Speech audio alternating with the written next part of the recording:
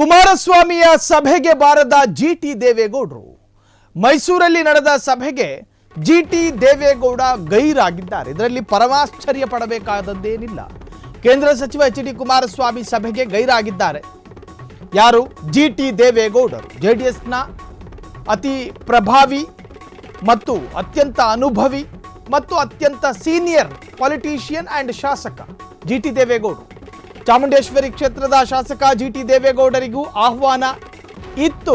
ಆದರೆ ಕುಮಾರಸ್ವಾಮಿ ನೇತೃತ್ವದ ಸಭೆಗೆ ಗೈರಾಗುವ ಮೂಲಕ ಅಸಮಾಧಾನ. ತಮ್ಮ ಅಸಮಾಧಾನವನ್ನ ಗೈರಿನ ಮೂಲಕ ವ್ಯಕ್ತಪಡಿಸಿದ ಜಿಟಿ ದೇವೇಗೌಡ. ಜಿಟಿ ದೇವೇಗೌಡ ಪುತ್ರ ಹುಣಸೂರು ಶಾಸಕ ಜಿಡಿ ಹರೀಶ್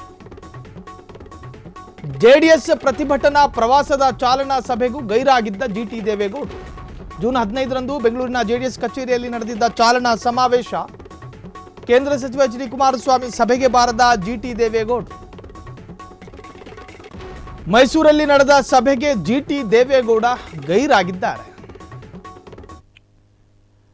ಪಾರಿವಾಳವೊಂದನ್ನ ಬೆಕ್ಕು ಟಾರ್ಗೆಟ್ ಮಾಡಿ ಪಾರಿವಾಳವನ್ನ ಹಿಡಿಯೋದಕ್ಕೆ ಸಾಧ್ಯ ಆಗ್ತಾ ಇಲ್ಲ. ಪಾರಿವಾಳ ಓಡೋಗ್ತಾ ಇದೆ, ಬೆಕ್ಕು ಕೂಡ ಅದರಿಂದನೇ ಓಡೋಗ್ತಾ ಇದೆ.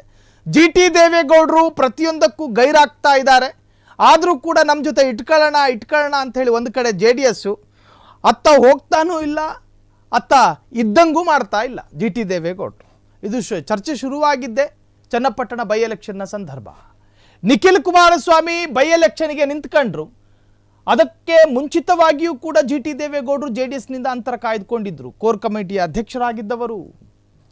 ಅದಾದ ನಂತರ ಜೆಡಿಎಸ್ ಬಿಜೆಪಿ ಜೊತೆ ವಿಲೀನ ಆಯಿತು.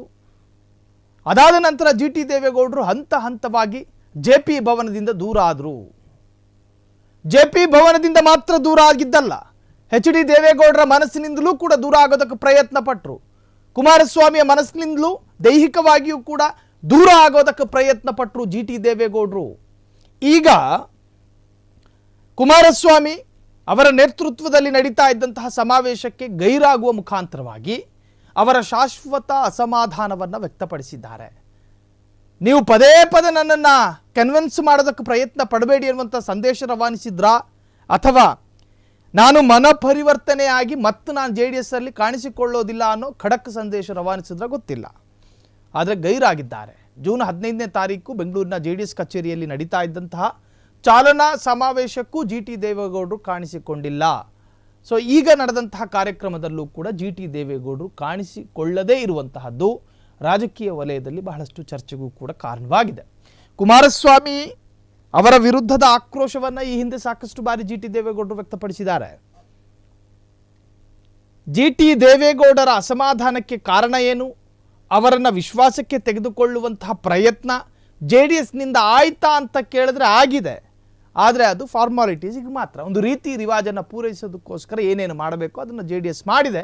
ಆದರೆ ಎಫೆಕ್ಟಿವ್ ಆಗಿ ಪ್ರಾಮಾಣಿಕ ಪ್ರಯತ್ನ ಅಂತೂ ಜೆಡಿಎಸ್ನಿಂದ ನಡೆದಿಲ್ಲ ಅಂತ ಸಾಕಷ್ಟು ಜೆಡಿಎಸ್ನ ಕಾರ್ಯಕರ್ತರು ಹೇಳಿಕೊಳ್ತಾರೆ. ಕ್ಷಣ ಕ್ಷಣದ ಸುದ್ದಿಗಳಿಗಾಗಿ ಫ್ರೀಡಂ ಟಿವಿ ಸಬ್ಸ್ಕ್ರೈಬ್ ಮಾಡಿ, ಲೈಕ್ ಮಾಡಿ ಹಾಗೂ ಫಾಲೋ ಮಾಡಿ. ಹೊಸ ಸುದ್ದಿಗಳ ನೋಟಿಫಿಕೇಶನ್ಗಾಗಿ ಬೆಲ್ ಐಕಾನ್ ಮೇಲೆ ಕ್ಲಿಕ್ ಮಾಡಿ.